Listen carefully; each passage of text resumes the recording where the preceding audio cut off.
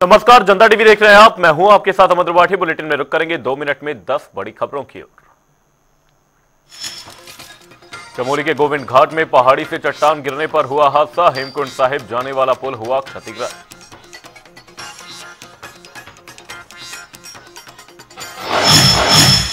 हल्द्वानी में नैनीताल पुलिस ने लगाया ब्लड डोनेशन कैंप। नशे के विरुद्ध जागरूकता फैलाने का किया काम।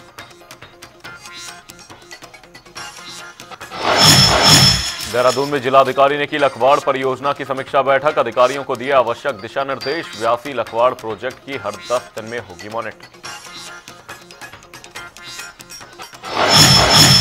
हरिद्वार में पुलिस ने मंदिर से चोरी करने वाले आरोपी को किया गिरफ्तार। सीसीटीवी फुटेज खंगालने पर पुलिस को मिले सबूत। आरोपी के पास से आभूषण किए बरामद। हरिद्वार में पुलिस को मिली बड़ी सफलता। नकली नोटों का कारोबार और लोगों से ठगी करने वाले 2 आरोपियों को किया गिरफ्तार। 2 लाख के नकली नोट किए बरामद। विकासनगर में शातिर चोरों का हुआ भंडाफोड़। पुलिस ने 2 शातिर चोरों को किया गिरफ्तार। 11 बाइक की बरामद। हरिद्वार में एंबुलेंस में लगी भीषण आग। आसपास के लोगों में मची अफरा तफरी। कड़ी मशक्कत के बाद आग पर पाया गया काबू। रुड़की में पुलिस को मिली बड़ी सफलता। मुठभेड़ में 3 शातिर बदमाशों को किया गिरफ्तार। देसी तमंचा और कारतूस किए बरामद। रुड़की में बीकेयू क्रांति ने लंढौरा जेई को हटाने का अधीक्षण अभियंता को सौंपा ज्ञापन। लगाए गंभीर आरोप। मसूरी में ड्रग्स फ्री देवभूमि मिशन के तहत चलाया जा रहा अभियान। पुलिस ने लोगों को नशे को लेकर किया जागरूक।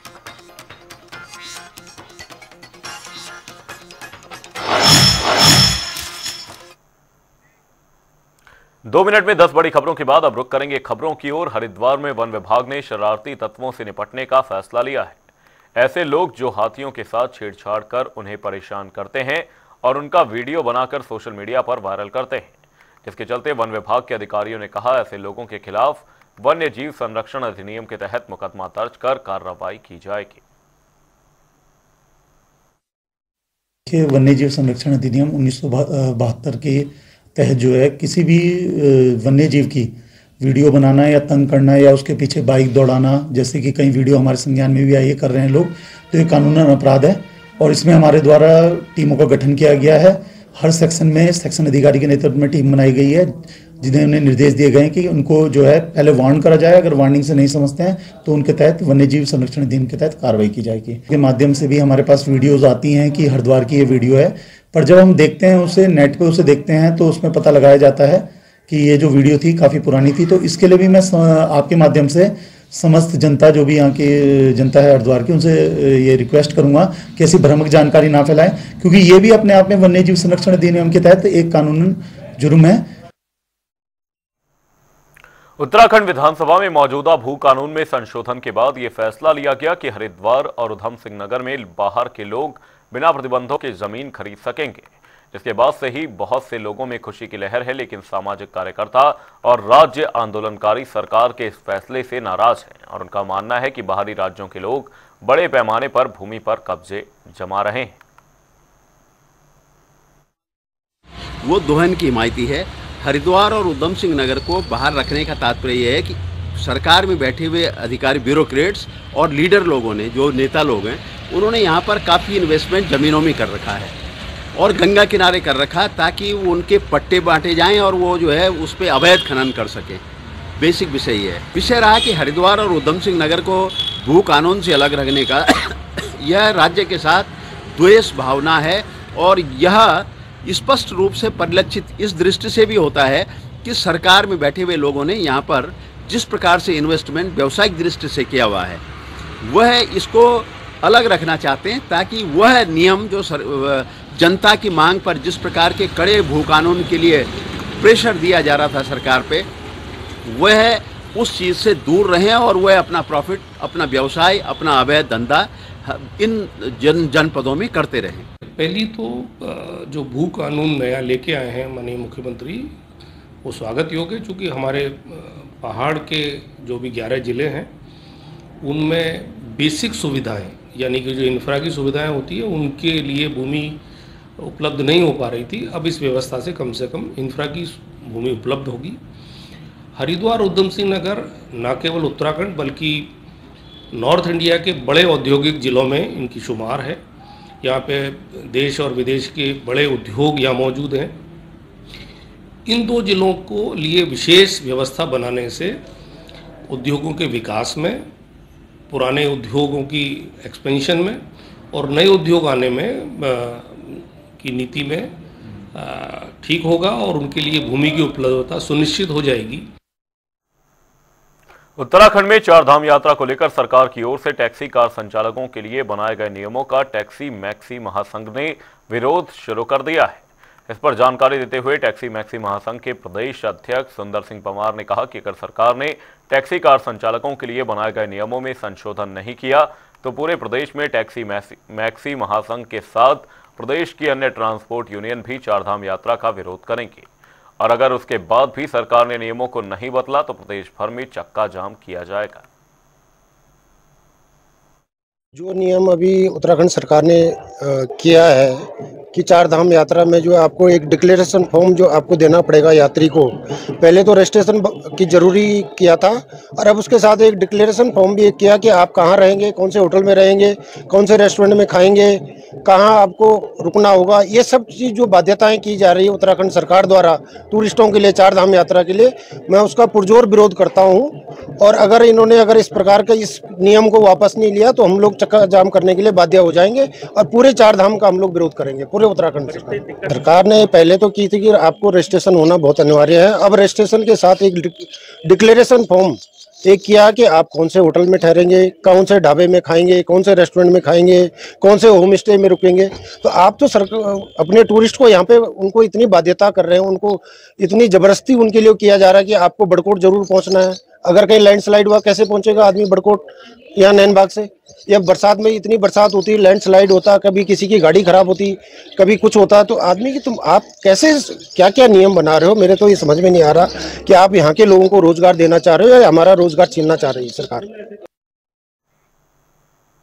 देहरादून के नवनियुक्त सीएमओ डॉक्टर मनोज कुमार शर्मा ने एसडीएम के साथ देहरादून के जिला अस्पताल का निरीक्षण किया। इस पर जानकारी देते हुए सीएमओ डॉक्टर मनोज कुमार शर्मा ने कहा कि दून अस्पताल में कोरोनेशन अस्पताल के मुकाबले ज्यादा मरीज आते हैं क्योंकि वहां पर बेहतर सुविधाएं हैं, लेकिन धीरे धीरे कोरोनेशन अस्पताल को भी सुविधाओं से लैस किया जा रहा है।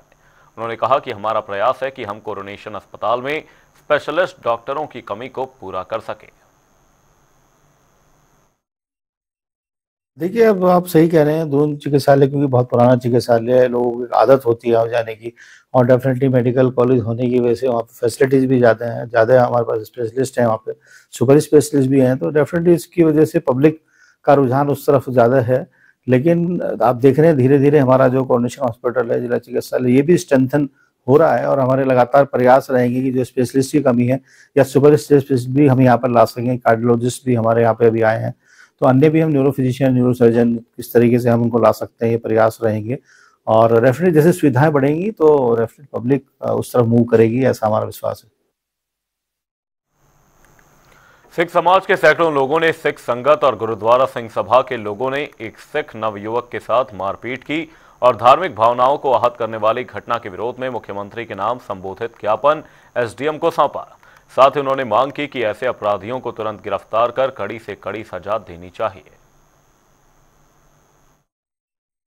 आज सारा सिख समाज, काशीपुर का सिख संगत, गुरुद्वारा सिंह सभा के नेतृत्व में, सिख सभा की अगुवाई में आज सारे सिखों द्वारा जो ऋषिकेश की घटना, जो बहुत निंदनीय घटना, जिससे इस शांत उत्तराखंड की वादियों को, इस देवभूमि की वादियों में, इस देवभूमि उत्तराखंड जो है उसकी पवित्र भूमि जो ऋषिकेश है, देवों की भूमि, वहां पर संगठित होकर 100-150 आदमियों द्वारा एक सिख नौजवान को बालों से घसीटते हुए, उसकी पगड़ी को उतारते हुए, धार्मिक भावनाओं को आहत करते हुए सारे प्रदेश में नहीं सारे देश में सिखों में बहुत रोष है। और उसी के तहत आज हमारे यशस्वी मुख्यमंत्री आदरणीय पुष्कर सिंह धामी जी को एक ज्ञापन कि दोषियों को सख्त सख्त सजा दी जाए, ताकि ऐसे जो जघन्य निंदनीय इस कांड को इस कुकृत्य को मैं कहता हूं आगे पुनरावृत्ति ना हो सके, और ये जो चीज़ है इसको सख्त से सख्त उनको सजा दी जाए, जिससे आगे ऐसा संगठित होकर 100-150 आदमियों द्वारा किसी भी व्यक्ति को ऐसे सड़क पर घसीटते हुए मारना, लातों से, गूंसों से और पत्थर से उनका सिर फाड़ देना, ये एक अमानवीय कृत्य है, अमानवीय कृत्य है। तो हम इसकी घोर निंदा करते हैं और आज हमने ज्ञापन दिया है। नैनीताल एसएसपी प्रहलाद नारायण मीणा के नेतृत्व में कोतवाली हल्द्वानी परिसर के सभागार में रक्तदान शिविर का आयोजन किया गया। इस दौरान लोगों को नशे के विरुद्ध भी जागरूक किया गया। इस पर जानकारी देते हुए एसपी ने कहा कि यूथ को इस नशे के मकर जाल से आजाद करने के लिए समय समय पर ऐसे अवेयरनेस कैंपेन्स की जरूरत होती है। का जो त्यौहार है, इसके साथ साथ में रमजान भी शुरू हो गया, तो उसके रिगार्डिंग भी हमारा जो एक डिप्लॉयमेंट है वो हमने तैयार कर लिया है। कुछ जगह जो हमारे पहाड़ की जगह, वहाँ पर कुछ अलग जगह पे होली अभी शुरू भी हो गई है, छोटे छोटे आयोजन हो रहे हैं।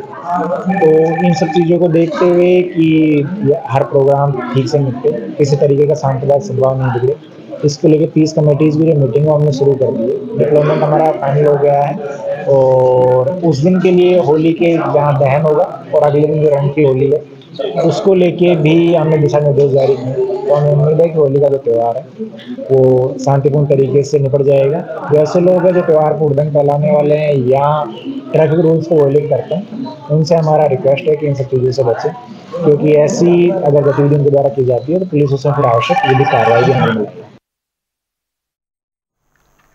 प्रदेश सरकार विभागीय योजनाओं में किसी तरह की लापरवाही न हो, इसके लिए अलर्ट मोड में है। दरअसल वन मंत्री सुबोध उनियाल ने सख्त लहजे में अधिकारियों को चेतावनी दी है कि अगर कोई भी अधिकारी चाहे वह कितने भी बड़े पद पर हो, विभागीय योजनाओं में लापरवाही बरतेगा या किसी भी घपले घोटाले में उनकी संलिप्तता पाई जाएगी,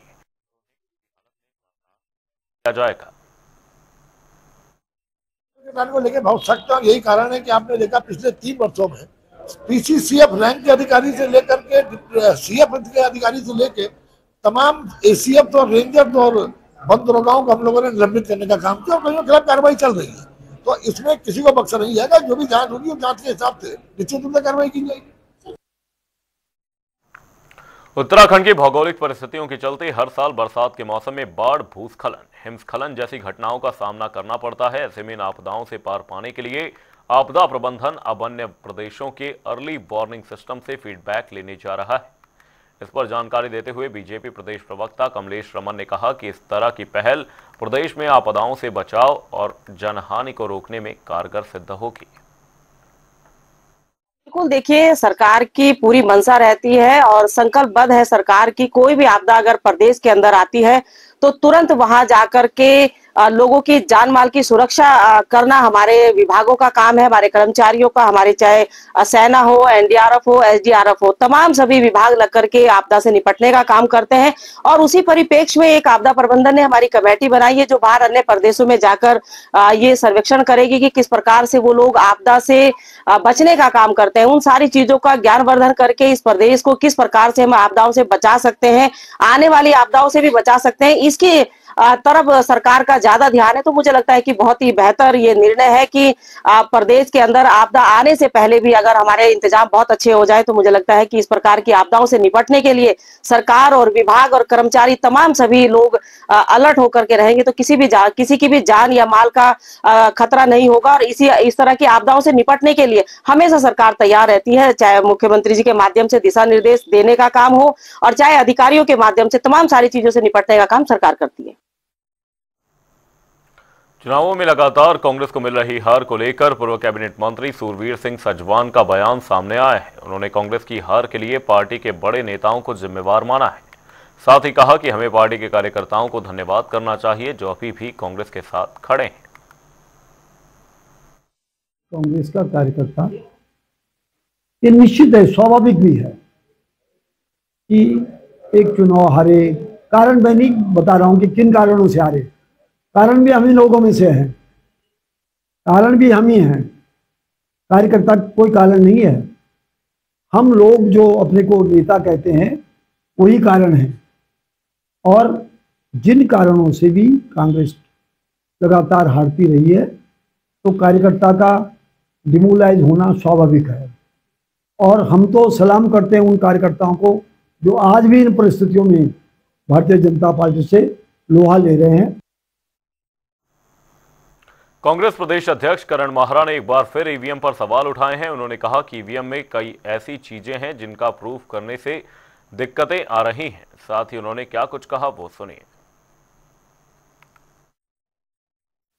ईवीएम में कई चीज़ें हैं जिसको प्रूव करने में दिक्कतें आ रही हैं, लेकिन ये जो इलेक्टोरल में जो दिक्कतें हैं, नाम कटना और जुड़ना, इसके तो कानून बने हैं और ये फिजिकल होना है। आपको रजिस्टर्ड डाक भेजनी है, ये फिजिकल है। आपको व्यक्तिगत रूप से बीएलओ को वहाँ जाना है और उसकी रिपोर्ट्स प्रस्तुत करनी है, व्यक्ति से मिलना है, ये सब कुछ। और फाइनल नॉमिनेशन के बाद जो परिवर्तन हो रहे हैं, नाम शिफ्ट हो रहे हैं, वो बड़ा खतरनाक गेम है और उसको हम लोग अब समझ पाए हैं और इसी को लेकर हम जनता के बीच में जा रहे हैं और हम प्रूफ करेंगे इस चीज को कि ये हुआ है। प्रदेश में कर्मचारी संगठन पुरानी पेंशन की बहाली को लेकर पिछले लंबे समय से आंदोलन कर रहे हैं। वहीं कैबिनेट ने कर्मचारियों के लिए यूनिफाइड पेंशन स्कीम यूपीएस पर मुहर लगा दी है। अब कर्मचारी इस फैसले के सामने आते ही इसका विरोध करने लगे हैं। दरअसल कर्मचारी संगठन ओल्ड पेंशन स्कीम ओपीएस की मांग कर रहे हैं। जहाँ तक आप यूपीएस की बात कर रहे हैं, सुविधा सरकार ने दी है, क्योंकि जो कर्मचारी संगठन है हमारे, जो इस आंदोलन को लड़ रहे हैं, उनकी एकमात्र ये मांग है कि हमें ओपीएस पुरानी पेंशन योजना है का लाभ दिया जाए। और ये यूपीएस जो है, इसमें 12 महीने की जो आपकी बेसिक सैलरी है उसका औसत जो होगा उसका आधा दिया जाएगा। 25 साल के बाद आपको पेंशन लगू होगी, जबकि ओपीएस में 20 साल के बाद ये सुविधा है कि आपको पूर्ण पेंशन मिलेगी। तो जहाँ तक हमारे सचिवालय संघ या हमारे जो अन्य संगठन हैं, उनका ये मानना है कि कर्मचारियों को ओपीएस से ही लाभ है। तो कर्मचारी एकमात्र मांग ओपीएस की मांग है और हम ये चाहेंगे कि सरकार, जो हमारे संगठन है, हमारे जो पुरानी पेंशन योजना के आंदोलन को चला रहे हैं और बार बार सरकार से, केंद्र सरकार से ये निवेदन कर रहे हैं कि हमें जैसे कि ओपीएस है उसी प्रकार से ओपीएस का लाभ दिया जाए। प्रशासन की ओर से 5 आईपीएस अधिकारियों के तबादले किए गए हैं। संबंध में गृह विभाग के सचिव शैलेश बगौली ने आदेश जारी किए हैं। तबादलों के तहत कई अफसरों को नई जिम्मेदारियां दी गई हैं। आदेश के मुताबिक आईपीएस मुकेश कुमार को उनके वर्तमान पद से मुक्त करते हुए पुलिस महानिरीक्षक पीएसी बनाया गया है। वहीं आईपीएस धीरेन्द्र सिंह गुंजियाल को सहायक पुलिस महानिरीक्षक कारागार से हटाकर पुलिस उप महानिरीक्षक की जिम्मेदारी दी गई है।